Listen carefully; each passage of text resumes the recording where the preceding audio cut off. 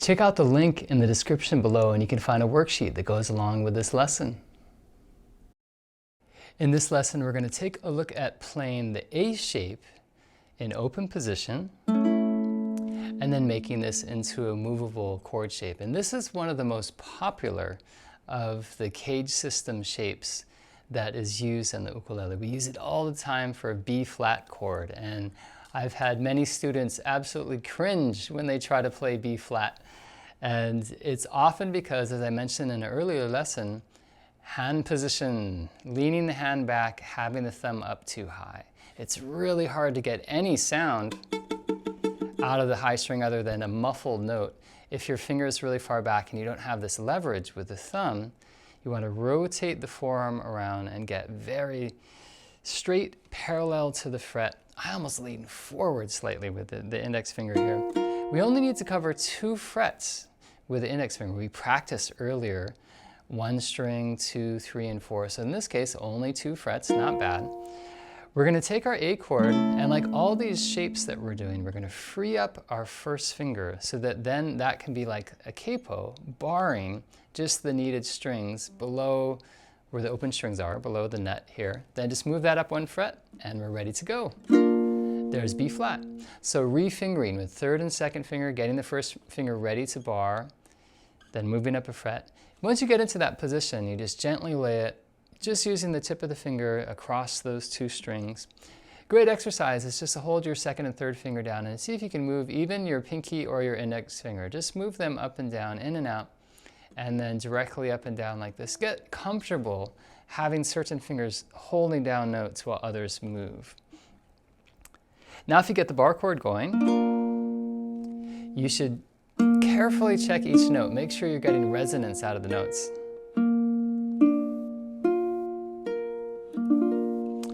Once that starts to come together, you can then move it in any position you want. And the root of this chord is either the low string, the 4th string, or the high string. So in this case, the 3rd fret of the 4th string or the high string is the note B flat. So A, up a fret, A sharp, more commonly called B flat. And then up 1 more fret, that's B. So once again, only barring 2 strings, really straight up and down with 3rd finger and 2nd finger, nice and curved.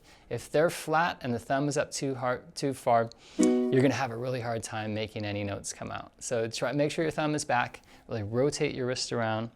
Get on the fingertip of those fingers so they're not muffling higher strings. It's a very common problem, and everyone goes through it. It just, as you're learning, it just takes some time to adjust fingers, but isolating fingers before you try to play them all together is really helpful. So you could work on getting that curvature with your 3rd finger like this.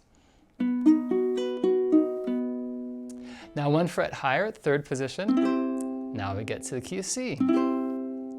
4th position is C sharp or D flat. 5th position, great position, is the key of D chord. Then E flat, D sharp or E flat. E is 7th fret. F is 8th fret. F sharp, G. Then we get into a little bit of trouble moving up higher. So just work your way up to all the way up to the 10th fret. You can go from a B flat all the way up. And that's what you want to get comfortable with these shapes. Any of the shapes is being able to move them around without your hand falling apart on the way. So you want to try to be able to keep the same shape and position of the thumb. Everything moves as a unit together. There's a common tendency to leave the thumb back as you move position. It's another common tendency from a higher position to lower is to start tilting your hand back as you move down the neck so that you end up here.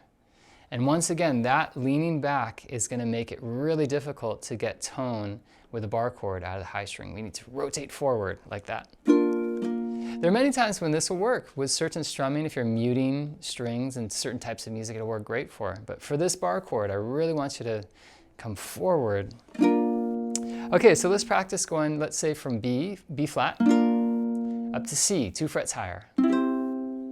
Now let's jump up 3 frets. How about E flat? Then 2 more frets higher from there. There's F. B flat, C, E flat, F. you can work your way down. So we're trying to move everything together as a unit. Pressure, release, move, pressure, release, move. That sort of idea as you move it around. So a really good thing for all of these caged shapes that we're doing, remember it's C, A, G, F, and D. We're going to use those chord shapes. I want you to memorize your note names because that's really going to help you to know where to place the chord. It's very important that, let's say if I want to play a D, you need to know that the D, with this particular shape, the note that defines the chord, the root, is the fourth string or the high string. So if I play a D here, and I make the shape, perfect, I have a D chord. Here's a note B. How would you play a B chord? High string as a melody note with your first finger, you can immediately find the related major chord. Same thing with your third finger on any note on the fourth string. Let's go all the way up high to the 12th fret. That's G. If you have rancherant tuning, that's going to sound an octave higher. It works either way. And so now we can play our shape there. There's a G chord. Test that against a G chord in low position. It's just a higher inversion. So spend some time with that, moving around the A shape, memorizing those note names on the high string and the fourth string. Let's review the names on the high string. So we have A, we have B flat, B, third fret is C, C sharp, fifth fret, remember we did that, is D, sixth fret is E flat or D sharp. Then we get up to the seventh fret, there's E, eighth fret is F, F sharp, and then we stopped at G. There'd be G sharp and A, right, if you go up a full octave. So let's say I asked you to play an E chord. Think about it for a second using the A shape, which means taking this shape we're working on, find where E is either on the fourth string or the high string. Take a second and see if you can figure that out. I'll give you a hint. It's not down here. It's up a little bit higher. We just looked at it a second ago. A, B, C, D, E. 7th fret. There's the E chord. If I try that, commonly you see here an E chord like this, right? It's a nice inversion of that. So that is the A shape. I'll be right back and we'll take a look at the next shape in our series here. It's going to be G.